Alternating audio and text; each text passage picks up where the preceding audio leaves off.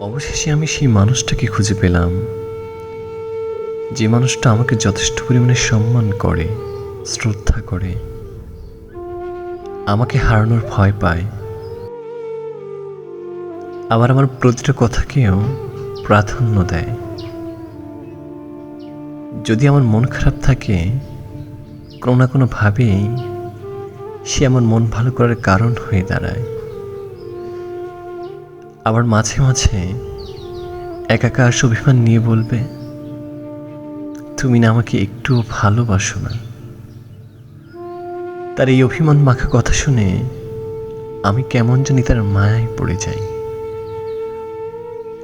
মনের ভেতর যত পুরনো ক্ষত আছে যেন সব ভুলে যাই নিমিষেই।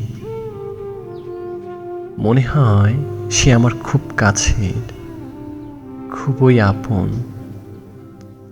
তখন আমারও তাকে বলতে ইচ্ছে করে, ভালোবাসি তো,